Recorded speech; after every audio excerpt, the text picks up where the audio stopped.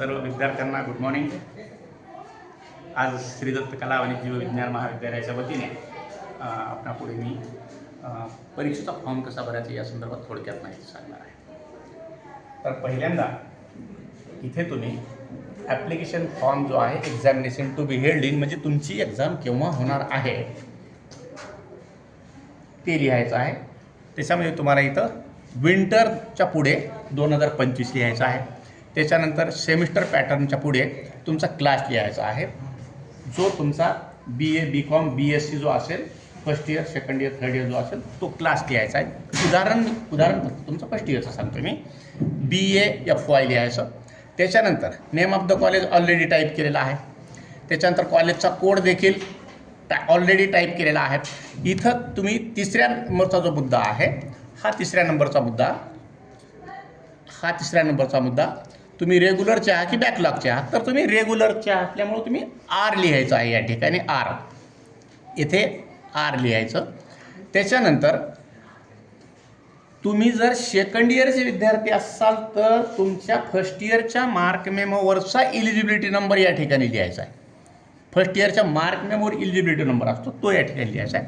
आणि तुम्ही जर फर्स्ट इयरची परीक्षा देत असाल, फर्स्ट इयरचा फॉर्म भरत असाल तर इथं इलिजिबिलिटी नंबर नाही लिहायचा। त्याच्यानंतर फुल नेम लिहायचं। आणि फुल नेम लिहिताना एक लक्षात घ्या की जनरली हे जे चौक दिलेले आहे, तर तुमचं मार्क मेमोवर ज्या पद्धतीनं नाव लिहिलेलं आहे, पहिल्यांदा सरनेम लिहिलेलं असतं आणि ते सगळं कॅपिटलमध्ये नाव लिहायचं आहे तुम्हाला। पहिल्यांदा सरनेम लिहायचं आणि एक डब्बा सोडून द्यायचा, त्याच्यानंतर स्वतःचं नाव लिहायचं, त्याच्यानंतर एक डब्बा सोडून द्यायचा आणि त्यानंतर कंटिन्यू पुढे तुमच्या वडिलांचं नाव लिहायचं। त्याच्यानंतर तुमच्या मार्क मेमोवर जे तुमच्या आईचं नाव आहे तर इथं मदर्स नेममध्ये आईचं नाव लिहायचं, सलग फक्त नाव लिहायचं। आईचं आणि वडिलांचं आणि आडनाव असं पूर्ण काही लिहायची आवश्यकता नाही, फक्त आईचं नाव लिहायचं। त्याच्यानंतर 6व्या नंबरचा जो मुद्दा आहे तिथं आहे complete postal address.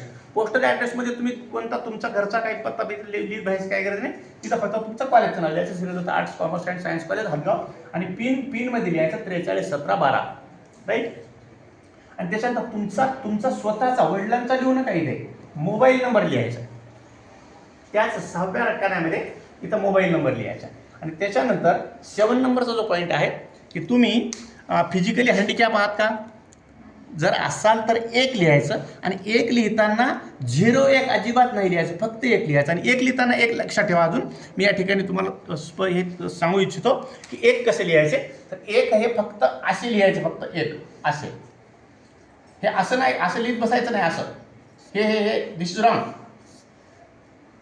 Only 1, the single line is 1।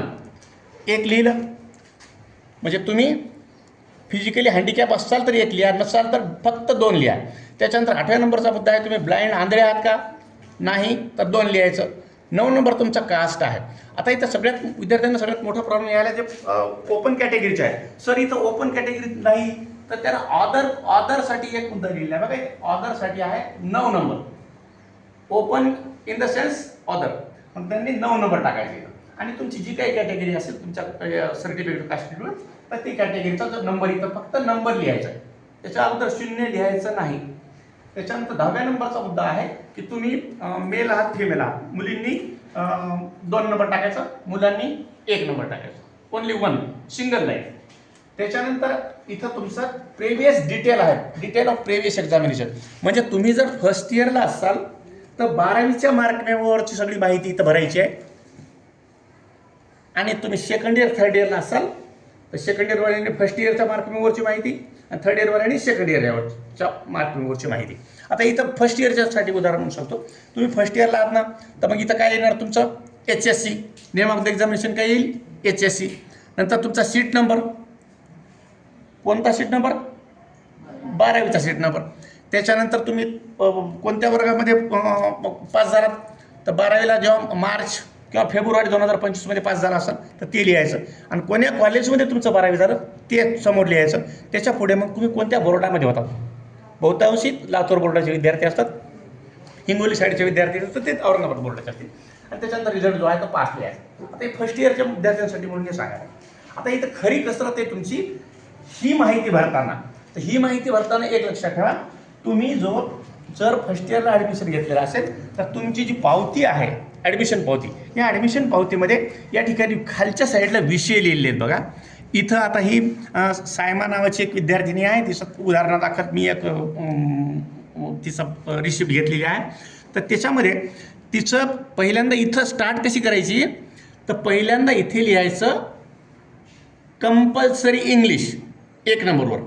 2 नंबरवर काय राहील SL, जे काय असेल SL ते तुमच्या पावतीवर तिथं लिहिलं असतं. SL लिहिलं आहे आणि त्याच्या पुढे विषय लिहिला आहे, हिंदी मराठी जे काय असेल ते SL लिहिलं 2 नंबरवर. त्याच्यानंतर तुमचे तीन तुमचे ऑप्शनल आहेत.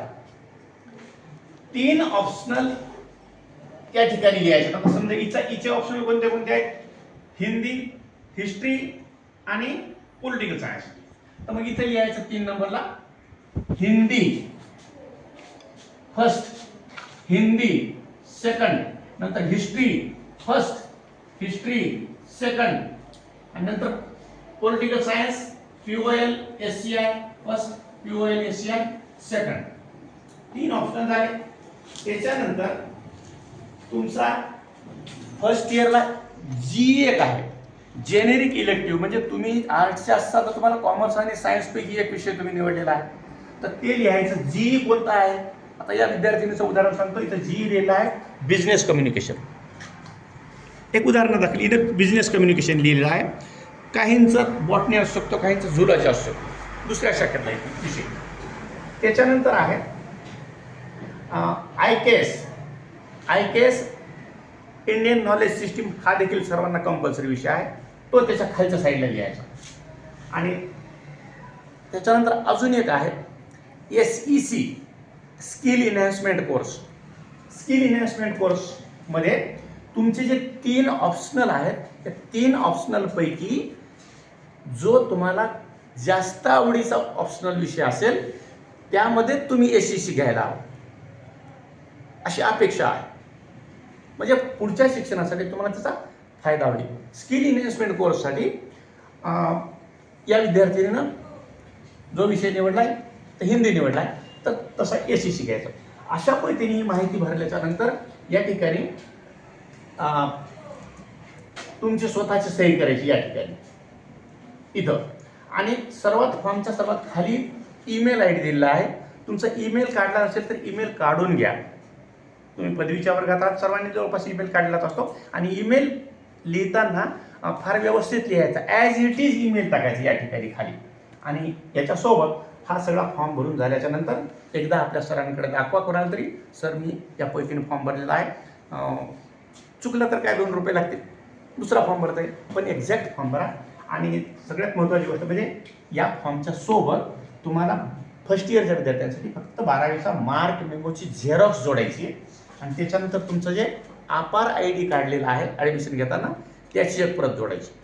म्हणजे हा एक फॉर्म, त्याच्यानंतर तुमचा 12वीचा मार्क मेमो झेरॉक्स आणि आधारची झेरॉक्स. आणि सेकंड इयर थर्ड इयरच्या विद्यार्थ्यांनी त्यांच्या म्हणजे सेकंड इयरवाल्यांनी फर्स्ट इयरचा मार्क मेमो झेरॉक्स आणि थर्ड इयरवाल्यांनी आपल्या सेकंड इयरच्या मार्क मेमो झेरॉक्स. अशा पद्धतीने सगळी माहिती तुम्हाला भरायची आहे. तरी महाविद्यालयाच्या वतीनं तुमचं पुन्हा एकदा स्वागत आणि फॉर्म व्यवस्थित भरा. Thank you very much.